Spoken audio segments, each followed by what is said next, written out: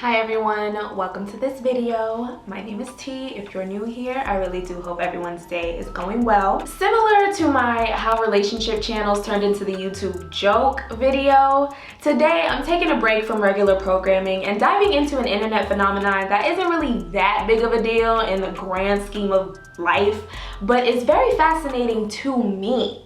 This generation, let me put it this way. I can see why people hate us. Don't get me wrong. Do not get me wrong. We get the job done, all right? We're radical, we're revolutionary, and ain't nobody banging on the walls like us. But we have our moments. Self-awareness is key, right? We have our moments. We have our norms. We have our trends. The obsession, the addiction, the hysteria of stan culture is one of those things. Let's talk. I'd also like to preface this by saying today I am critiquing the extremes of stan culture. So if you consider yourself a stan, but none of the things I'm describing applies to you, let it stay that way, okay? You know how they say, if it don't apply, let it fly? This is your moment. Stan culture is the lifestyle of high celebrity worship. Intellectual Media has a great video called The Anatomy of Stan Culture where she is dropping some serious gems.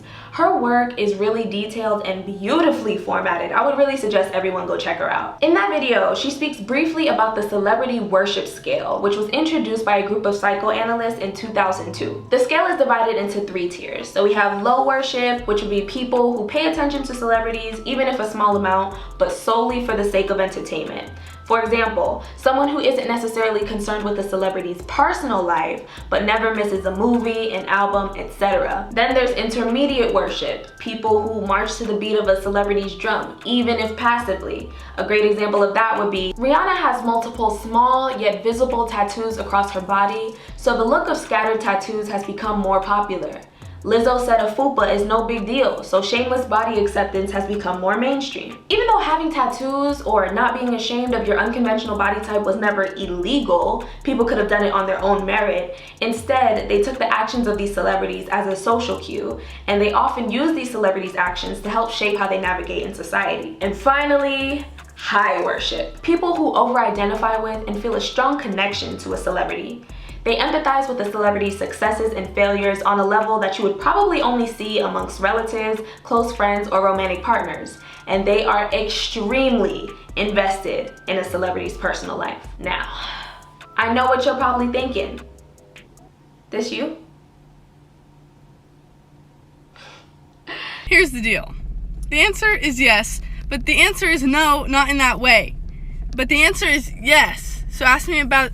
So the answer is yes, but the answer is also no. I'm gonna keep it a buck with you, okay? For most of my life, I was intermediate.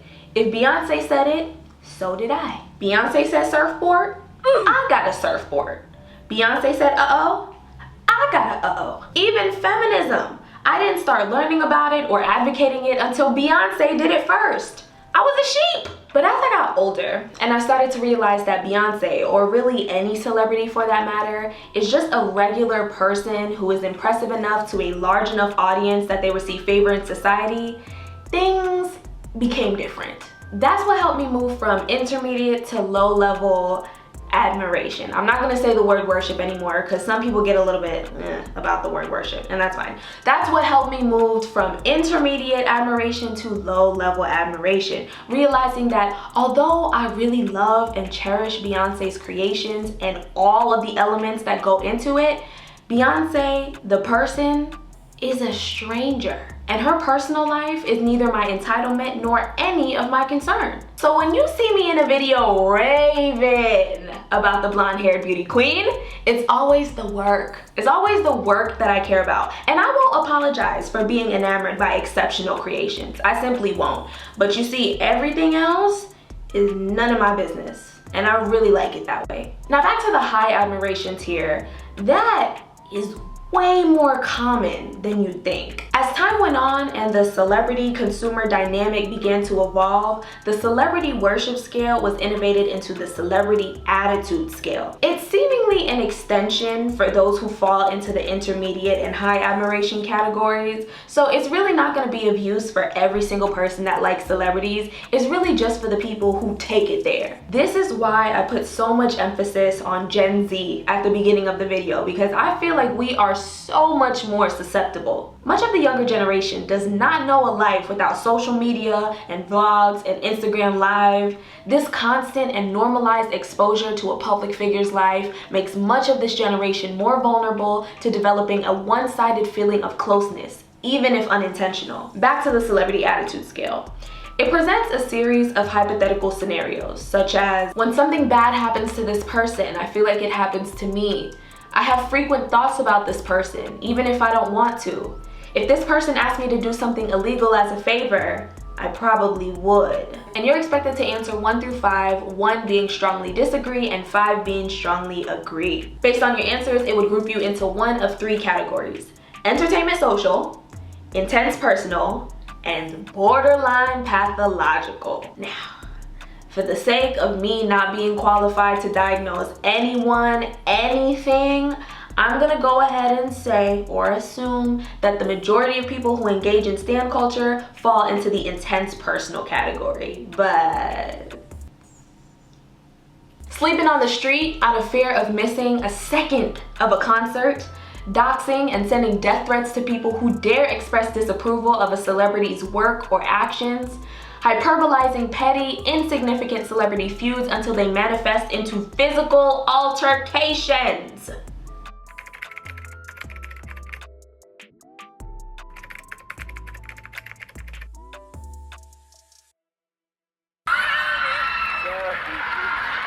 Sarah Islet. How are you?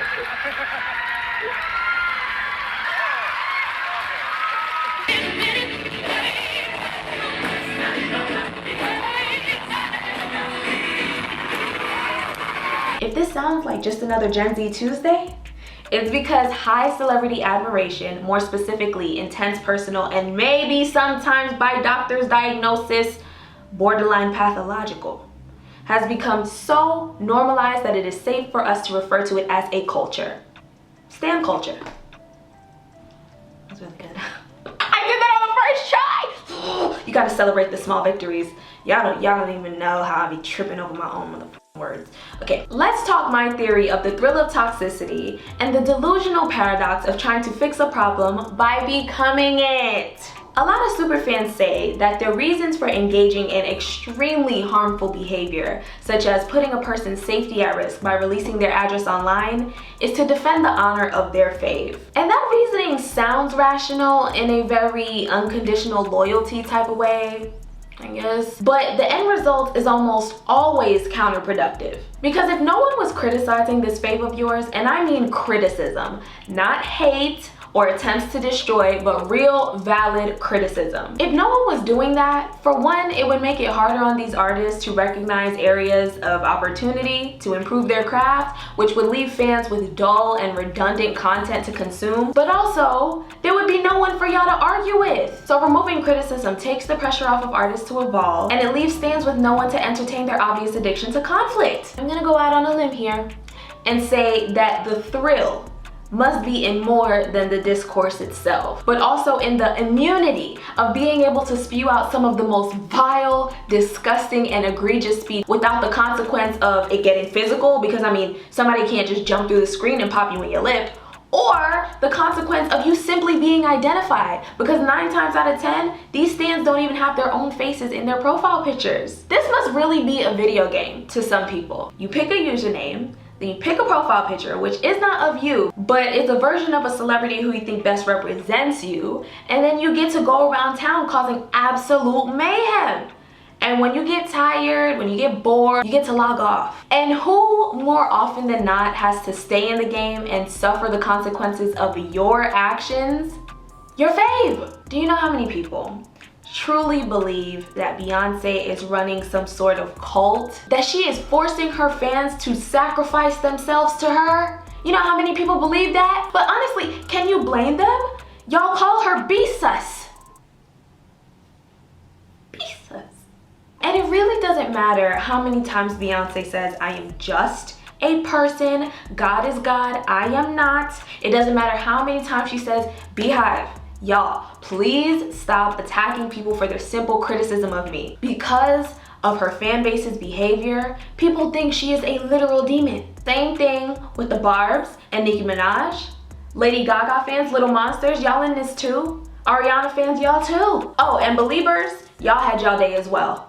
One Directioners, I'll never forget. And of course, that's people's own ignorance by making the correlation that a fan base's behavior is what a fave allows. But that's what people do. They make ignorant assumptions. And I'm sure after a while, an artist just becomes numb to it all, but it's still an unfair assessment of their character. And when fan bases are online acting like this, that is what they're subjecting their faves to. On to trying to fix the problem by becoming it. For the stans who preserve their wrath for people who seek to destroy their faves, aka trolls, I find it odd how y'all will scope out these trolls, but will be the first ones to tell your fave how disgusting their outfits look, how garbage their makeup looks. And I'm not just talking the constructive, oh, Sweeney, I don't know about this look today. Maybe try a custom gown next. Maybe try a different stylist next time. No, none of that. It's always, you look stupid. This ain't it, sis. You look a mess, bitch. Bruh. The imposter is among you. I've been getting my makeup done and I wake up and I see, and what I see. What do I see? Not nobody else's fans. My fans on live talking hot shit about me. Not the general public, but people with my picture on their profile. That's where I got it confused, because I be thinking that my fans are friends and we like family, but I guess we're not. We're not. Y'all don't ever realize that y'all be f***ing up my mental as well. And like I said, I love a lot of my fans, and I'm thankful for all the support. And when we all get together, it's a great but it's like, yo, sometimes y'all be doing too much. This overfamiliar playful rudeness, using the exact same vocabulary that trolls would use. For your faves, do you think it hurts them any less because it's their face in your profile picture? Honestly, tell me, do you think that it stings them any less? Or nudes gets leaked? Aside from media outlets and gossip channels, who is the main group redistributing that? When paparazzi hid in the bushes to catch an intimate moment of Rihanna and her partner, who she obviously wanted to keep private, aside from media outlets, aside from gossip channels, who was the main ones reposting the pictures? Who kept aiding the invasion of her privacy? You in their business? Don't do that. There is such a blurred line between stans and trolls, lovers and haters, and the only delineation is a couple hashtags in your bio and a profile picture. Do you really think that's enough? And maybe stans feel that sense of entitlement to speak so harshly to someone they claim to love because, again, they're playing this video game with someone else's face. I wouldn't be surprised if that deludes stans into thinking that they're actually part of this celebrity's life, which ties in perfectly with the theory of the we syndrome. I want to be clear though, this is not my idea. I actually got it off of stanwars.com, which surprisingly is a really good website. It's very eye-catching. But anyway, they discuss the we syndrome by saying it's natural to feel that you are part of your fave's achievements, but some stans don't seem to understand the difference between being a consumer and being an investor. Investors put large amounts of money into ventures with the hopes of large returns. Stans, consumers, aren't obligated to contribute anything more than free streams, they risk nothing except likes and retweets, and they don't see any financial returns. And yet, many stans have convinced themselves that they are equal partners who should have a legitimate say in their faves' career and life decisions. If you couldn't tell where this video was going, I think stan culture is pretty bad. Pretty unhealthy.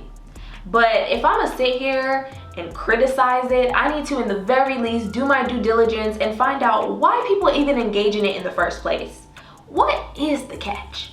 Based on what I've gathered, it seems like for the stans, or superfans, for those of you who don't know what a stan is, it's a superfan. It provides a sense of community. a sense of belonging. Maybe a celebrity's music got you through a really rough time and it was the soundtrack to a journey that helped shape the outcome of your life, be it a fitness journey, a spiritual journey, a sobriety journey, the list goes on. And your close family and friends, no matter how many times and how many different ways you try to explain it to them, they just don't see the magic in that. They just don't see how you could have so much love for a stranger. But you join a fan club on Twitter and all you see is, oh my gosh, yes!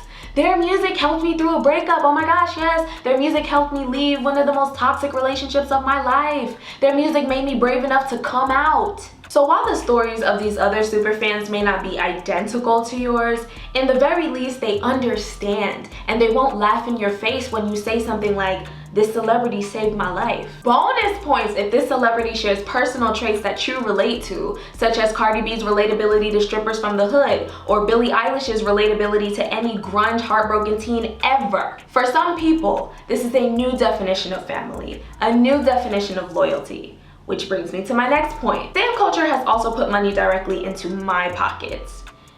You see my Paris Hilton video? Stan culture helped turn that into a shit show. Which I did not know Paris Hilton was y'all Lord and Savior like that. I could have sworn y'all passed the torch to the Kardashians. The point is, I gave a disclaimer that I am not a professional. I gave a disclaimer that I do not have a degree. I began every statement with, my theory is, I think, seemingly, apparently, and people were still upset. They are still upset as we speak. And it's the same thing with my cultural appropriation video, same thing with my allies video, or really just any video where a public figure is at the center of my disapproval. Their stans come flocking and telling me all the ways in which I deserve to die. You see that passion? I'm gonna be nice and say what y'all have is passion. Is partially, if not mostly, responsible for the thousands of comments and interactions that helped boost my video in the algorithm, which helped it to be recommended more, which helped more people to click on it, which rewarded me beautifully. Mwah! Ain't never seen a pretty bitch like that. What I'm trying to emphasize is, stan culture is beneficial to a lot of people right now, myself included. And maybe that's why it's still running rampant like this. Maybe that's why no one has blown the whistle yet. But if we're speaking ethically, it's superficial, it's obsessive, it's harmful, and it's embarrassing. Listen, I understand forming an intense love for a celebrity because of their work or creations, especially if it changed your life. But there's absolutely no need for anyone to ever take it this far. And I think it's more than about time that people who consider themselves part of stan culture take a beeline to the mirror and ensure that they are not using these celebrities' lives as a means to fulfill them in ways that the real world could not. Thank you all so much for watching, especially if you made it to the end of the video. Be sure to leave your thoughts and your comments down below. I would love to know if you don't identify with any fan base, stan base, but you've had a run-in with some stans, please share your survival stories down below. I would love to hear your testimony. Give me a thumbs up or a thumbs down, however you're feeling today, and be sure to subscribe for more content. I'll catch you in the next video. Bye.